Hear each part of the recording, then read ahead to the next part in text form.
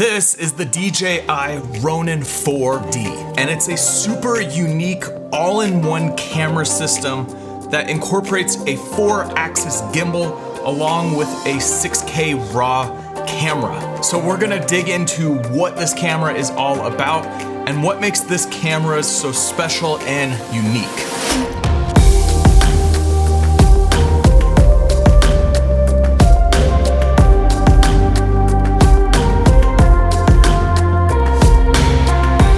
So all of that footage that you just saw was shot on this camera. Now, I just want to preface one thing. I've only had this camera for about a week, and I've only been able to kind of play around with it in a few different situations. However, in this video, what I want to talk about are 10 things that you need to know about this camera and some things that make it super interesting and a camera that you might want to get depending on the type of content that you're producing. So number one, let's just talk about the sensor and what you have access to on this camera system. The Ronin 4D has a full frame sensor. That means that you're getting full frame 6K up to 60 frames per second. Now you can shoot in H.264, ProRes HQ, or ProRes RAW. So you have a lot of options depending on what you want to shoot out of this camera. Majority of what I've shot in the last few days have been on ProRes HQ, which grades beautifully. But if you want to bump it up to RAW and have that extra data and be able to do even more with your footage, you get ProRes RAW built right into it. Now, something to note about the sensor, when you're shooting 6K 60 frames per second, it crops in at a 2:3:9 aspect ratio. So it's a widescreen aspect ratio. So it gives you that wide field of view. However, it windows the image. It's not giving you more information on the left and right. So if the 16:9 gives you more information on top and bottom, and basically when it goes into the 60 frames per second, you just chop off the top and the bottom. So when you bump it down to 48 frames per second in 6K and 4K, the image is not windowed anymore and you get the full 16:9 resolution.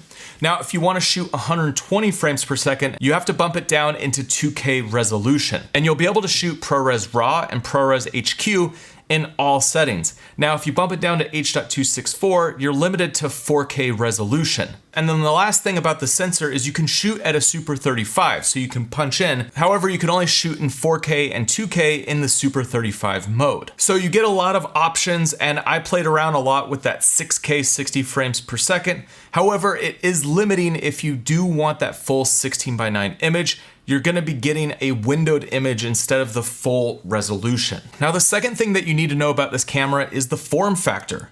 It's different. It's kind of bizarre. Everyone that's seen this camera when I'm out shooting it keeps asking, like, what is that thing? Like, it just looks so different than any other camera that you're out there shooting with because it's an all-in-one system. It doesn't look like a DSLR mounted onto a gimbal or something like that. But it looks like this for a reason. The box on the back is basically the computer. That's where your SSD drive is. That's where all your buttons are, your battery, your wireless, everything that is built into this camera system. And then you have two handles off to the side. Now, these handles are full of buttons and joysticks and focus wheels and everything to operate the camera with your hands mounted on either side. Now, on the top, you have a handle, which again has some buttons on it to make it easy when it's down by your side and you're doing low angle shots. You have a big monitor, which allows you to see your footage clearly in any kind of situation. I was outside in the sun and I could see perfectly well on this monitor. And again, the monitor has tons of buttons all over it to adjust all of your settings. And then out the front of it, you have your Z-axis, which is the arm that's coming out from the body, and then you have your 3-axis gimbal, which is on the front. So when you're walking and moving this thing in any way, your camera is completely still. It's so bizarre when you actually see this in action because the camera like floats. It's like perfectly still. That Z-axis does such a good job of getting rid of all your walking and all of your running when you're filming. And one thing I noticed when I was shooting is that it was just so easy to get super smooth footage. Like, it looks like it's on a slider when I'm just walking with the gimbal. Now, another thing in terms of the form factor is with the two handles, you have all of your controls for operation, but these two handles come off. And when you take these off, you can mount them onto the monitor that comes with the system. And now you have a wireless monitor, but also all of your camera controls on the monitor. And you're able to completely control the camera with the wireless monitor and be able to do things like move the gimbal around or like focus pull or change all your settings while being away from the camera. Now, the third thing you need to know about this camera is that it's just super easy to use. I pulled it out of the box, turned it on, and was able to start shooting pretty quickly without having to really figure out all the buttons and where everything is. It's very intuitive when you're actually working with this camera. So you unlock the gimbal, all of the motors have a lock on them, and then you just attach the two handles and you can start operating. You start recording, start moving the gimbal around. There's not a whole lot of setup. And that's one thing that I noticed with this is that working with this system, it's easy to work with. So in comparison, this is my RS2 setup. I have my Sony a7S Mark III on here, and I'm using the tilt-a-ring because I like the two-handle operation. So the RS2 goes on here. It's an add-on from another company, but this whole system basically gives me the same thing as this system. The only thing I'm missing is the Z-axis. Now, after I was filming with the Ronin 4D, I went and shot an event with the RS2, like back to back. I flew from Alaska to Dallas and shot an event. And I realized how much harder it was to use this setup just because you have to deal with different batteries and you have to deal with different things on the full ring that you're constantly having to make sure that everything's turned on and everything's working properly. So on my tilt-a-ring, I have to turn on my camera, I have to turn on the gimbal, I have to turn on the monitor, and then if I have a wireless feed, I have to make sure the wireless module is also turned on. Now, all of that is built into the Ronin 4D, and it's just a single button that turns it all on.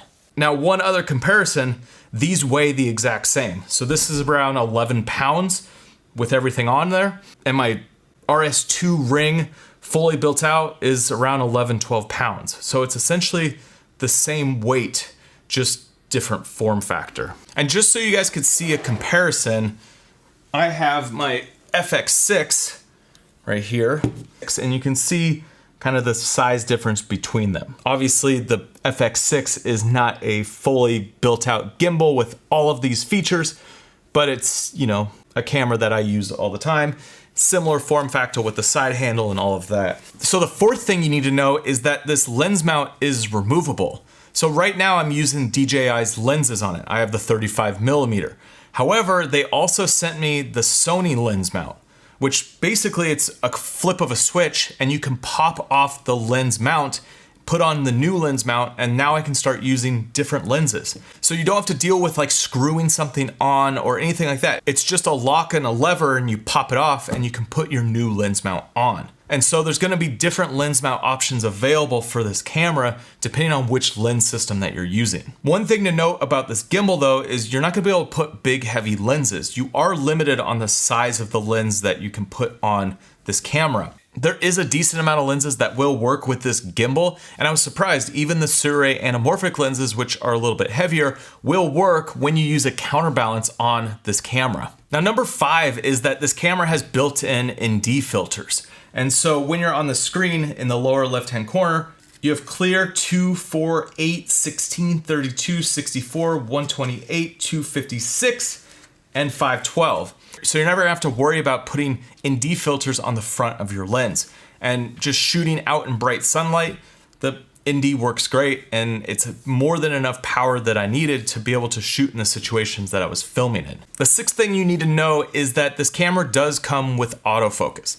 There's 3 options for your autofocus. There's single point, there's wide, which basically creates a wider box, and then there's smart autofocus. Now, I did a few tests here to just kind of show you the difference between all of these different autofocus. And what I found is working with the smart autofocus, it's basically tracking faces. And so you're able to track someone moving through your frame. And what I found is the smart autofocus works really well.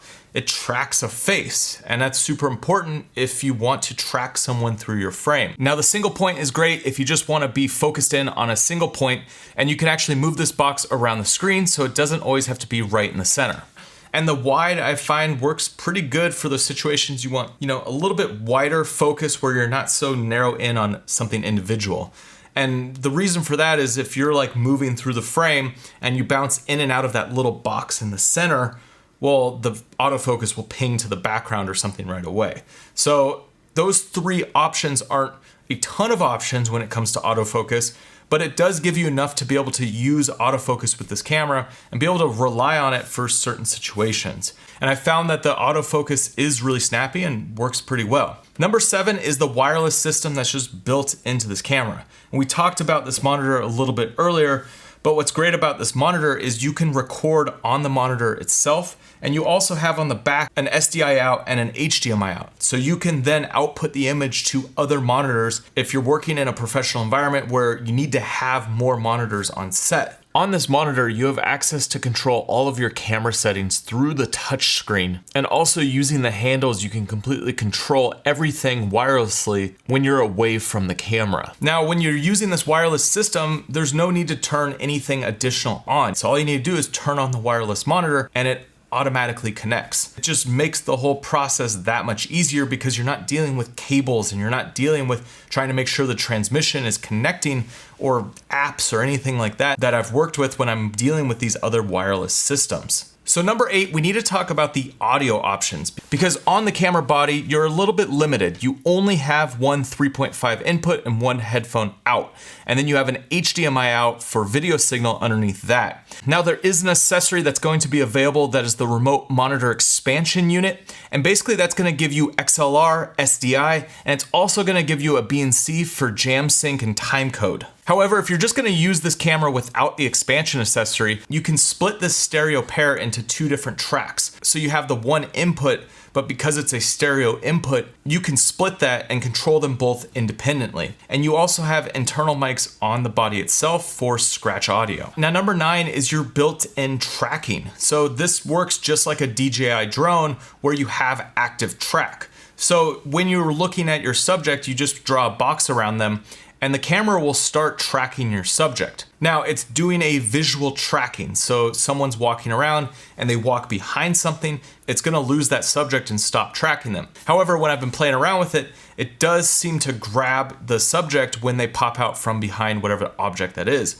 And because of the way that this camera is built, you have a lot of range for someone to walk around.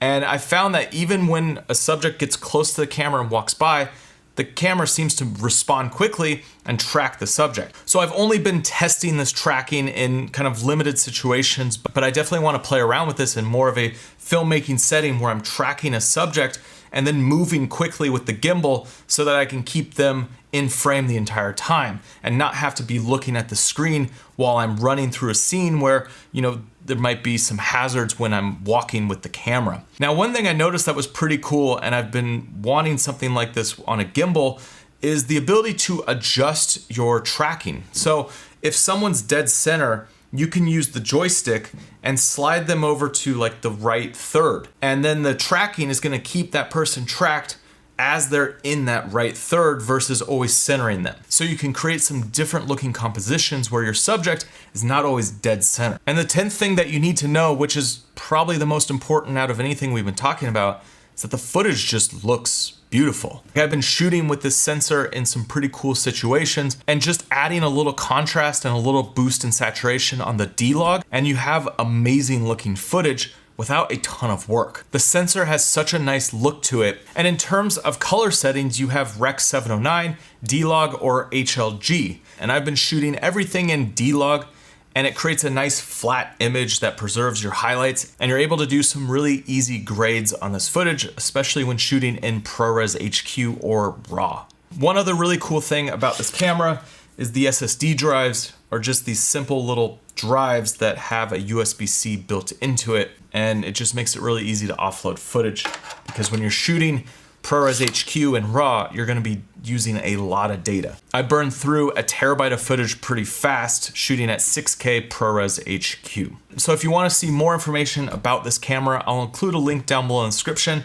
And I'm gonna continue to shoot with this camera. I have another trip coming up and I'm gonna take it with me and really see how this performs in an outdoor adventure style setting. So next, I highly suggest you check out this video here. It was all shot using this camera and it goes through 5 different gimbal moves that I use when I'm crafting my stories. I'll see you over there.